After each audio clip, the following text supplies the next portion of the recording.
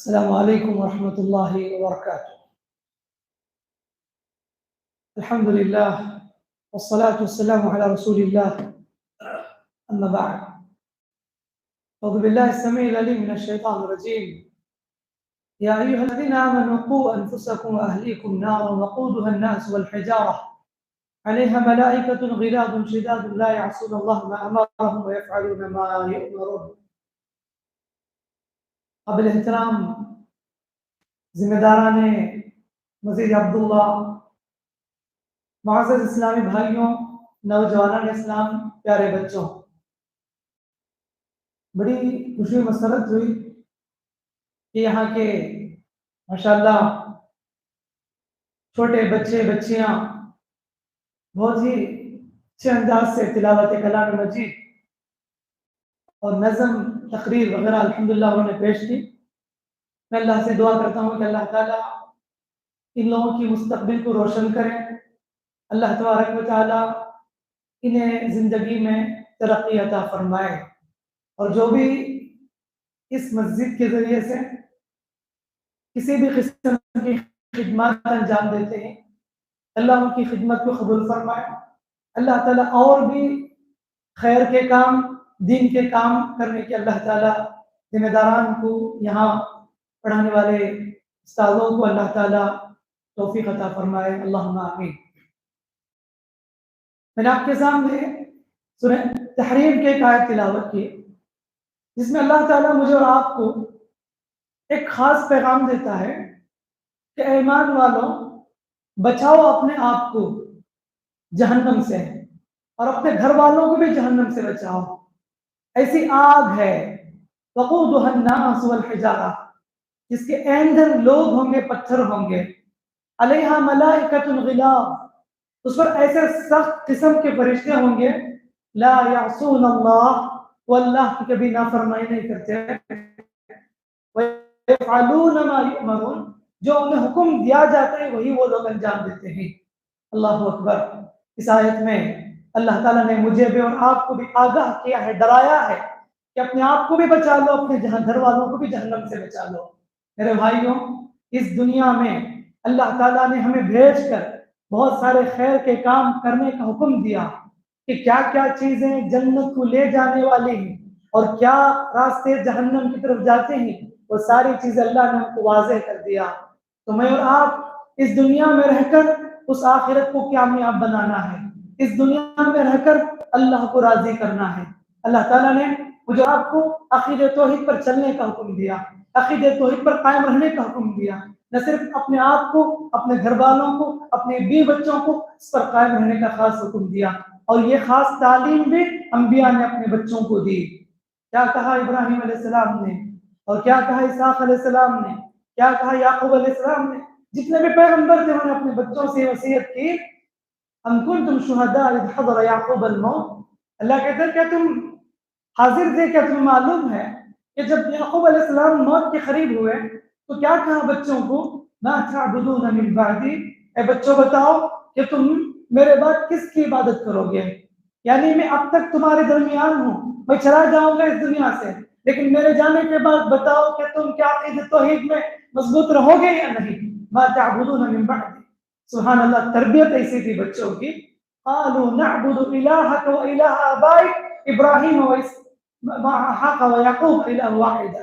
بچوں نے کہا ابا جان، ہم تو اس اللہ کی عبادت کریں گے جو اللہ کے ابراہیم کا رب ہے، اسحاق کا رب ہے. یہ انہوں نے برملا کہہ دیا. سبحان اللہ، تربیت ایسی ہونی چاہیے.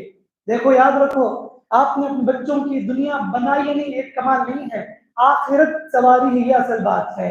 ہر بات کی فکر ہونی چاہیے کہ میرا بیٹا دیندار ہے یا نہیں. ہر ماں کی فکر ہونی چاہیے کہ میرا بچہ دیندار بن جائے. یہی اصل ہے. سوچیں کہ ہم نے کیا اپنے بچوں کو قرآن کی تعلیم دی یا نہیں. سب سے عظیم تعلیم قرآن کی تعلیم ہے. اس کے لیے جتنی ہو سکے پیسے خرچ کریں، جتنا ہو سکے وقت نکالیں، اور اس کے لیے جتنی محنت کریں. قرآن کی تعلیم ہر گھر میں، ہر بچے کے سینے میں ڈھل جائے، ہر جگہ پر قرآن کی تعلیم ہو. اور ایسے مکاتب ماشاءاللہ جو ہر مساجد میں قائم کیے جاتے ہیں، سارے محلے والے اپنے اپنے بچوں کو مکاتب میں ضرور بھیجنا چاہیے، اس لیے کہ یہ ایسی جگہ ہے جہاں پر بچوں کو نکھارا جاتا ہے، سنوارا جاتا ہے، اللہ اس رسول کی باتیں دلوں میں بٹھائی جاتی ہے۔ اسی لیے اسے کبھی بھی غفلت میں اور ایسے ہی بیکار کے کاموں میں یعنی اپنے بچوں کو لگانے کے بجائے ایسی جگہ پر ضرور بھیجنا چاہیے۔ لیکن افسوس ہوتا ہے آج کس قدر موقع فراہم کیے جاتے ہیں محلے میں، مساجد میں، لیکن کتنے والدین ہوں گے جو اپنے بچوں کو قرآن کی تعلیم اور دیندار بنانے کی فکر کرتے ہوں گے؟ بہت کم ایسے ہوں گے۔ بہت فرق ہے ہمارے محلے میں، معاشرے میں۔ اگر کوئی بچہ اسکول کو اگر وداؤٹ پرمیشن لیو لیتا ہے تو باقاعدہ اسکول سے اسے بلایا جاتا ہے، پیرنٹس کو بلا کر سمجھاتے ہیں کہ تمہارے لیے وارننگ ہے، دوبارہ اگر چھٹی لیں گے ہو سکتا ہے تمہیں گھر بھیج دیا جائے گا۔ بہت فکر ہے کہ ایک دن بھی مس نہ ہو اسکول کی تعلیم، الحمدللہ ہونی چاہیے، غلط نہیں ہے، لیکن میں کہتا ہوں جتنی زیادہ اہمیت آپ دنیاوی لحاظ سے دیتے ہیں، کیا آپ اخروی لحاظ سے اسے پریفرنس دیتے ہیں یا نہیں، یہ سوچنے کی بات ہے۔ ہم نے قرآن کے لیے کتنا وقت دیا، کیا ہم اپنے بچوں کو قرآن کی تعلیم دیتے نہیں؟ دیکھو، ایک تو تربیت آج کے ماحول میں ماں کرے گی۔ اگر ماں قرآن مجید نہیں پڑھا سکی تو اللہ تعالیٰ نے ایک بہترین موقع مکتب کی شکل میں عنایت کیا ہے۔ اگر اس سے بھی فائدہ نہ اٹھائے، اگر ایسی جگہ میں بچوں کو نہ بھیجے تو بتاؤ کہ کیا آپ کے لیے کر سکتے ہیں۔ یاد رکھنا، یہ معصوم بچے جنریشن ہے، ان کا جو دماغ ہے بالکل بلینک ہے، اور اس عمر میں جو چیزیں ان میں بٹھائیں گے وہ بیٹھ جاتی ہیں، اور آج کی نسل کو 10 سال کے اندر اندر آپ انہیں جو بھی بات بتائیں گے وہ دل میں بیٹھ جاتی ہے، ذہن میں بیٹھ جاتی ہے۔ تجربہ کر کے دیکھ لیں، بچے کے ہاتھ موبائل تھما دیں، 5 سال کا بچہ وہ سارے پوئم یاد کر لیتا ہے جو یوٹیوب میں آتے ہیں، سب پڑھ لیتا ہے، یاد کر لیتا ہے، اور اسے یوٹیوب آپریٹ کرنے بھی آتا ہے۔ ٹائپ کرنا نہیں صحیح، کم از کم اس آڈیو کے ذریعے وہ جو بولتا ہے یوٹیوب اسے ایکسپوز کرتا ہے۔ چھوٹے 4 سال کے بچے، ایل کے جی کا اسٹوڈنٹ، اسے واٹس ایپ معلوم ہے، فیس بک معلوم ہے، انسٹا معلوم ہے، سوشل میڈیا آپریٹ کرنے آتا ہے، اس قدر فاسٹ ہیں آج کے بچے۔ تو جب ان لوگوں کو صحیح رہنمائی نہ کرنے سے ایسے چیزوں میں لگ جاتے ہیں اور ان کے دل میں بات بیٹھ جاتے ہیں، تو کیوں ہم دین کے فیلڈ میں ان کو نہیں چھوڑتے؟ کیوں ان کے دل و دماغ میں اللہ اس رسول کی باتیں نہیں بٹھاتے؟ کیوں ہم قرآن کی تعلیم ان بچپن میں نہیں دیتے؟ تو میں کہتا ہوں قسم سے 10 سال کے اندر اندر اگر قرآن کی تعلیم نہیں دیں گے، اگر بعد میں بچے جب بڑے ہو جائیں، 12-13 سال کراس کر جائیں، اس کے بعد ہرگز بھی بیٹھنے کو تیار نہیں مکتب میں، اس کے بعد قرآن پڑھنے کو وقت دینے کے لیے تیار نہیں۔ ہم نے دیکھا ہے، تجربے کی چیز ہے۔ تو اسی لیے ہر ماں باپ کی کوشش ہونی چاہیے کہ 5th اسٹینڈرڈ کے اندر اندر پورے طریقے سے بچے کو قرآن پڑھنے آ جائے۔ وہ صورتیں جو نماز میں بار بار پڑھی جاتی ہے، اس صورت سے وہ ساری صورت یاد ہو جائے۔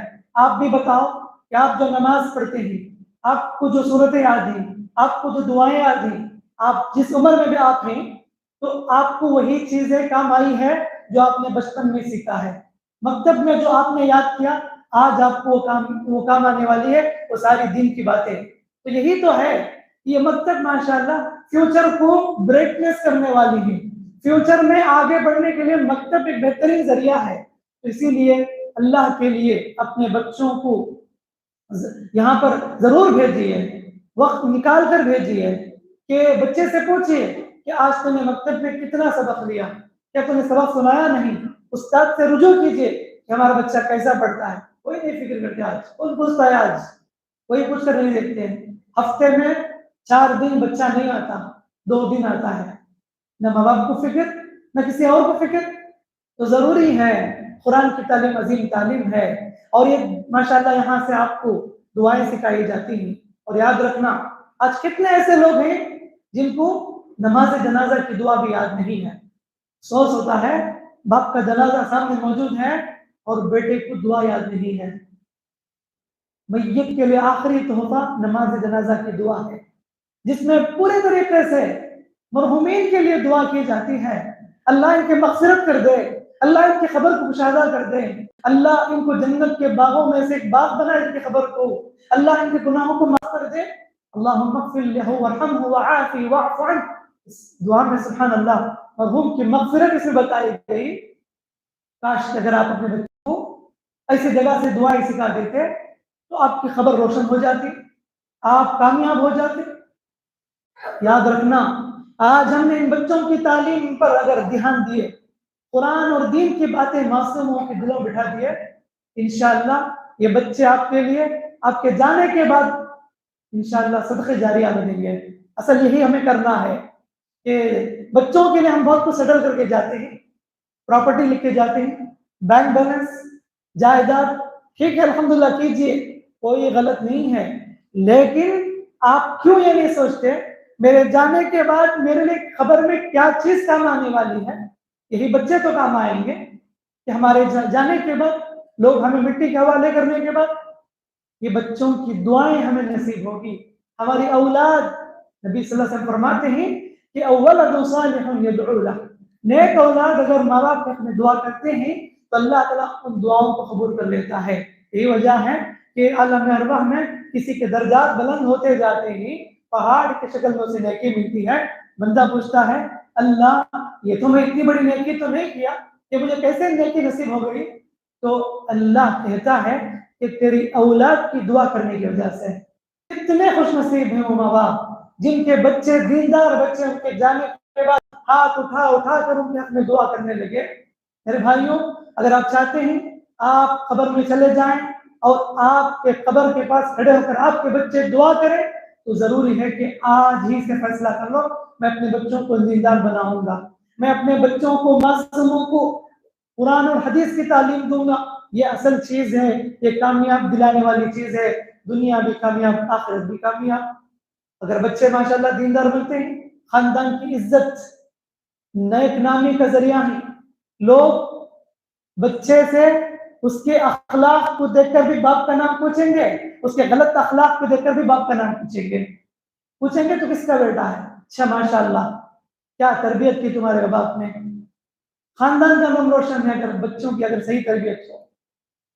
اگر وہی بچوں کی غلط تربیت ہو اور انہیں آپ نے دیندار نہیں بنایا، بیکار کے کاموں میں، گلیوں میں، سڑکوں میں، چبوتروں میں، ہوٹلوں میں، ریسٹورنٹ میں ایسے ہی گپ شپ میں پوری زندگی گزار دی، کیوں؟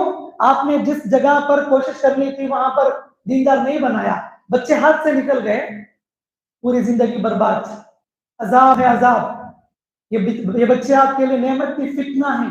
ایسے بچوں کے بارے میں قرآن نے کہا انما اموالکم واولادکم فتنہ، کہ تمہاری دولت بھی تمہاری اولاد بھی تمہارے لیے فتنہ ہے۔ کون سے بچے فتنہ ہیں؟ جو بچے جن کی تربیت نہیں کی گئی، جو بچے بے دین ہو کر ہاتھ سے نکل گئے۔ آج کتنے ماں باپ خون کے آنسو رو رہے ہیں کہ اس کو جنم دینے سے بہتر تھا کہ اسے بچپن ہی میں مار دیتے۔ بہت تکلیف دینے والا، ماں باپ کو ستانے والا، خاندان کے نام کو بدنام کرنے والا۔ تو اسی لیے یہ بدنامی اور لوگوں کے سامنے شرمندہ ہونا نہ پڑے، آپ اپنے بچوں کو بااخلاق بناؤ، دیندار بناؤ، اپنی بچیوں کو بھی بااخلاق بناؤ، دیندار بناؤ، تاکہ کل کے دن وہ سسرال جائے ماں باپ کا نام روشن کرے۔ اور ایسی تربیت کرو بچیوں کو بچپن ہی سے، اور انہیں دین کی باتیں بتاؤ۔ جب دین آ جائے نا انشاءاللہ اللہ اس کی برکت سے دنیا بھی اللہ تعالیٰ کامیاب کر دیتا ہے۔ آج یہی ہو رہا ہے کہ کسی کو بھی نہیں معلوم دین کیا، نہیں معلوم۔ اگر پوچھتے ہیں بچوں سے ہمارے نبی کا نام کیا ہے تو بچہ پوچھتا ہے آپشن دیجئے۔ یہ ایسی نوبت آ چکی ہے۔ تو ایسے میں ذمہ دار والدین اور مسجد کے ذمہ داران بھی جو گاؤں کے جو دینی فیلڈ میں کام کرنے والے ہیں ان کے لیے ایک میسج یہ ہے کہ جتنا ہو سکے دین کے پیغامات کو، دین کی باتوں کو ان معصوموں کے ذہن میں بٹھائیں، خاص کر کے بچپن سے قرآن کی تعلیم کو عام کیا جائے۔ یہ بہت بڑی بات ہے۔ خیرکم من تعلم القرآن وعلمہ، اللہ کے نبی سے فرمایا کہ تم میں بہتر وہ ہیں جو خود قرآن سیکھے اور دوسروں کو سکھائے۔ اور اللہ کے نبی صلی اللہ علیہ وسلم ان لوگوں کے خلاف ہو جائیں گے جو قرآن پڑھنا چھوڑ دیے، وقال الرسول یا رب ان قوم اتخذوا هذا القرآن مهجورا.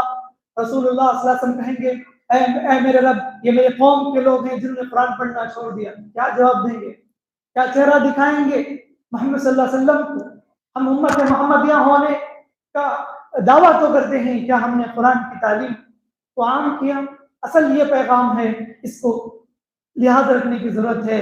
تو بہرحال باتیں تو بہت زیادہ ہیں، لیکن مختصر یہ ہے کہ جیسے ہم اپنی بزنس کو ڈیولپ کرتے ہیں، اپنی تجارت کو اور اپنے بینک بیلنس کی حفاظت کرتے ہیں، ویسے ہی یہ بچے امانت ہیں اللہ کی طرف سے.